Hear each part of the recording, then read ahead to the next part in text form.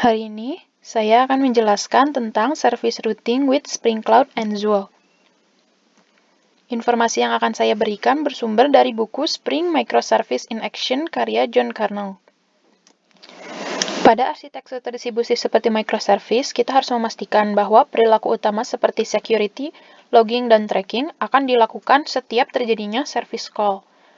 Untuk melakukan hal tersebut, fungsionalitas harus diterapkan pada setiap individual service yang ada.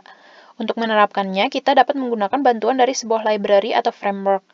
Tetapi untuk melakukan hal tersebut, terdapat 3 implikasi.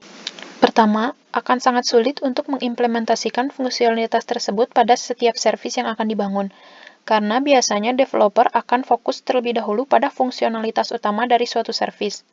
Kedua, mengimplementasikan fungsionalitas tersebut dengan tepat merupakan sebuah tantangan tersendiri. Ketiga, semua service akan memiliki ketergantungan satu dengan yang lainnya, di mana jika ada perubahan pada satu service yang lain pun harus dirubah.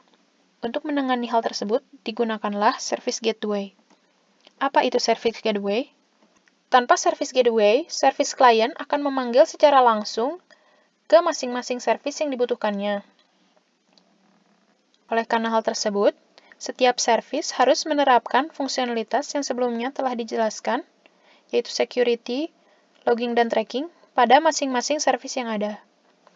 Dengan service gateway, service client akan memanggil service gateway yang nanti di mana service gateway akan memetakan request dari service client ke masing-masing service yang dibutuhkannya. Dengan begini, fungsionalitas tersebut dapat diterapkan pada satu tempat, yaitu pada service gateway. Service gateway berperan sebagai policy enforcement point atau PEP untuk service calls. Dengan PEP yang tersentralisasi, cross-cutting service concern seperti security, logging, dan tracking dapat diimplementasikan pada satu tempat. Contoh cross-cutting concern yang dapat diterapkan pada service gateway adalah sebagai berikut. Yang pertama ada static routing, di mana service gateway menempatkan semua service call pada satu URL atau API route. Yang kedua ada dynamic routing, di mana service gateway dapat memeriksa setiap service request yang masuk, dan berdasarkan data yang diterima dari request tersebut, akan menerapkan intelligent routing. Authentication and authorization. Karena semua service calls masuk melalui service gateway merupakan tempat yang tepat untuk memastikan bahwa service caller telah terautentikasi dan terotorisasi untuk melakukan service call. Yang terakhir adalah metric collection and logging. Service gateway dapat digunakan untuk mengumpulkan informasi metrik dan pelacakan panggilan saat suatu service call masuk melalui service gateway. Selanjutnya, kita akan melakukan penerapan service gateway menggunakan Spring Cloud dan Netflix Zuul. Untuk menerapkan service gateway, kita akan menggunakan Spring Cloud yang telah terintegrasi dengan Zuul, sebuah Netflix open source project. Zuul merupakan service gateway yang mudah untuk diterapkan menggunakan anotasi Spring Cloud.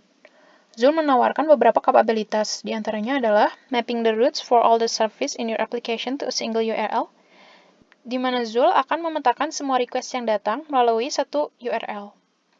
Zuul tidak terbatas hanya dengan satu URL.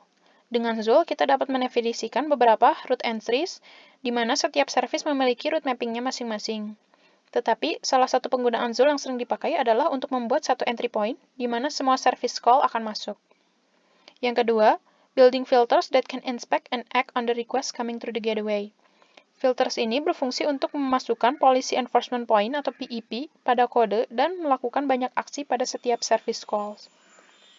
Untuk menggunakan Zuul harus dilakukan 3 hal berikut.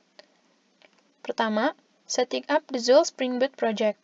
Untuk membangun service Zuul, pertama harus dibentuk Spring Boot service baru dengan dependensi sebagai berikut. Dependensi tersebut akan memberitahu framework Spring Cloud bahwa service akan menjalankan Zuul dan menginisialisasi Zuul. Yang kedua, using Spring Cloud annotation for the Zuul service. Setelah mendefinisikan dependensi, pada Bootstrap class harus dianotasikan bahwa service yang akan digunakan adalah Zuul service, menggunakan anotasi sebagai berikut. @enable Zuul proxy. Selanjutnya yang terakhir adalah configuring Zuul to communicate with Eureka.